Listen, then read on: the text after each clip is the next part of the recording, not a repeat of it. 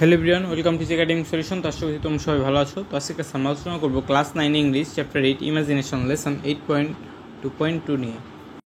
তো তোমরা যারা নতুন আছো এবং এখন যারা এই চ্যানেলটিকে সাবস্ক্রাইব করনি, দ্রুত সাবস্ক্রাইব করে নাও। তো দেখো এখানে কি বলা হয়েছে, read the following images the poet use to in the poem the left column. অর্থাৎ এখানে যে কবি যে বিভিন্ন ইমেজ বা বিভিন্ন চিত্র তুলে ধরতে চেয়েছে সেগুলো বামে দেওয়া আছে এবং ডান দিকে এগুলো আমাদের এক্সপ্লেনেশন লিখতে হবে। And notice how the poet use this image in the right column. অর্থাৎ এগুলো দ্বারা সে কী বোঝাতে চেয়েছে। তো চলো আমরা একটু দেখি। তো দেখো প্রথম 3টা করে দেওয়া আছে, বাকি 2টা আমাদের করতে হবে। তো দেখো প্রথমে কী দেওয়া আছে, টু লিটল উইং অর্থাৎ 2টা ছোট ডানা। এটা দ্বারা কবি কী বোঝাতে চেয়েছে, এখানে এক্সপ্লেনেশন কী দেওয়া আছে দেখো, দ্য ইমেজ অফ স্মল অর্থাৎ একটা ইমেজ বা চিত্র তুলে ধরতে চেয়েছে কবি, স্মল ছোট, তারপরে ডেলিকেট উইং তারপরে একটা পাখনা, ছোট একটা পাখনা, evoking the idea of flight and freedom. এটা দ্বারা কী বোঝাচ্ছে, কী নির্দেশ করছে, যে ফ্লাইট উড়ে যাওয়া এবং ফ্রিডম বা স্বাধীনতা বোঝাচ্ছে।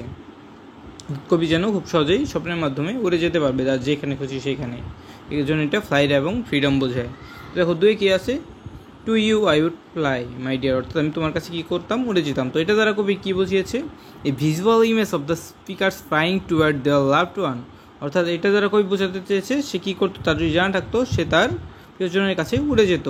Emphasising their longing for physical closeness, অর্থাৎ যেখানে সে অনেক দূরে ছিল এবং সে কী করতো, সে উড়ে গিয়ে তার কাছে যেতে পারতো যদি তার জানা থাকতো। তো তিনি কী বলা হয়েছে, the world is all one's own, অর্থাৎ এই পৃথিবীটা কি একজনের একারই।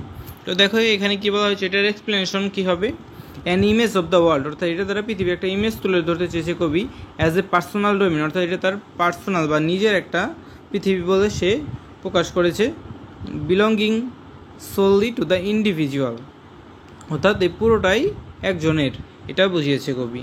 তো দেখো now it's your turn to explain how the poet use the following 2 images to describe his imagination, অর্থাৎ নিচে যে 2টা ইমেজ দেওয়া আছে এগুলো দ্বারা কবি কী বোঝাতে চেয়েছে। তো দেখো 4 নম্বরে কী আছে, in my sleep to you I fly, অর্থাৎ আমি স্বপ্নে তোমার কাছে উড়ে যাই। আর 5 নম্বরে বলা হয়েছে, and then one wakes and where am I all alone, এবং আমি হঠাৎ জেগে গেলাম এবং দেখলাম কি একা। তো এই 4 এবং 5 অ্যান্সার কীভাবে করতে হবে চলো একটু আমরা দেখে আসি। তো 4 নম্বরটা ছিল in my sleep to you I fly, অর্থাৎ ঘুমের মধ্যে আমি তোমার কাছে উড়ে যাই। এটার মিনিং কী হবে, কবি এটা দ্বারা কী বোঝাতে চেয়েছে, টেকিং ফ্লাইট ডিউরিং স্লিপ, অর্থাৎ স্বপ্নের মাঝে কোথাও উড়ে চলা, ফিটিং এর ড্রিম লাইক ইমেজেস, অর্থাৎ এটা স্বপ্নের একটা ইমেজ তৈরি করে, of their connection to their love one, অর্থাৎ তার প্রিয়জনের সাথে তার কানেকশন বোঝানোর জন্য সেইটা বোঝাচ্ছে কবি।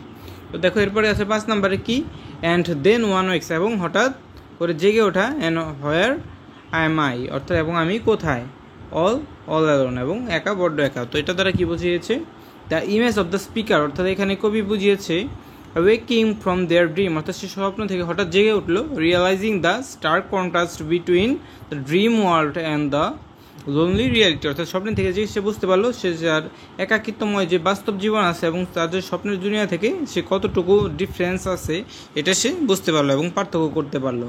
তো আশা করছি তোমরা বুঝতে পেরেছো এগুলো কীভাবে করতে হবে। তো আজকে এ পর্যন্তই। তো এই ভিডিওটি ভালো লেগে থাকলে অবশ্যই ভিডিওতে লাইক এবং চ্যানেলটিকে সাবস্ক্রাইব করতে ভুলবে না। তো সবাইকে ধন্যবাদ জানিয়ে এখানেই শেষ করছি। পরবর্তী ক্লাসে আমরা অন্য একটা লেসন নিয়ে আলোচনা করব।